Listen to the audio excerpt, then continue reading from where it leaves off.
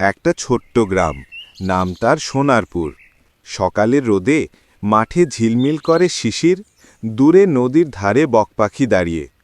সেই গ্রামেই থাকে ৮ বছরের মেয়ে মিনা। চোখে তার কৌতূহল, মনে ভরপুর স্বপ্ন। মিনার একটা অভ্যাস, সে প্রতিদিন বিকেলে জঙ্গলের ধার ঘেঁষে ফুল তুলতে যায়। সেদিনও তাই গুনগুন করে গান গাইতে গাইতে যাচ্ছিল। হঠাৎ গাছের পাতার ফাঁতি একটা বিশাল ছায়া দেখা গেল। মিনা থেমে গেল, পায়ের আওয়াজ বন্ধ হয়ে গেল। সামনে দাঁড়িয়ে আছে এক বিশাল ধূসর হাতি। তার চোখ দুটো টলটলে, মুখে যেন কোমল হাসি। ও মা, তুই কি এত বড় পাহাড় নাকি তুই? হা হা, আমি পাহাড় না, আমি হাতি। নাম আমার বাদল। আমি হারিয়ে গেছি জঙ্গলে।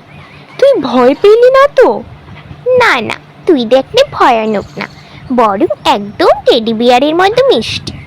হা হা হা, ধন্যবাদ। এমন কথা কেউ কোনোদিন বলেনি। তোর নাম কি? আমি মিনা।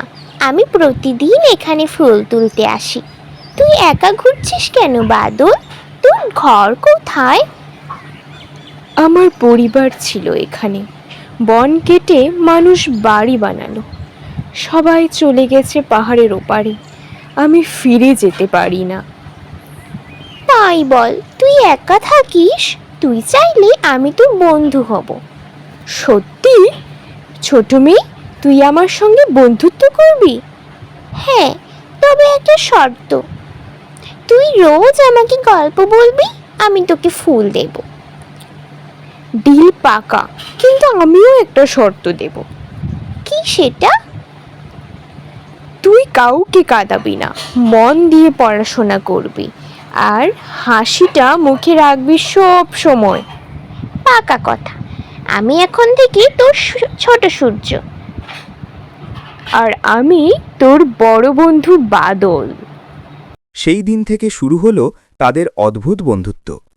প্রতিদিন বিকেলে মিনা স্কুল শেষে নদীর ধারে আসে। বাদল গাছ থেকে পাতা ছিঁড়ে তার মাথায় রাখে, যেন মুকুট। কখনো মিনা গান গায়, বাদল তার সুর দুলিয়ে তালে তালে নাচে। কখনো বাদল গল্প বলে, জঙ্গলের রাজা বাঘ, নদীর কুমির, পাখিদের উৎসবের গল্প।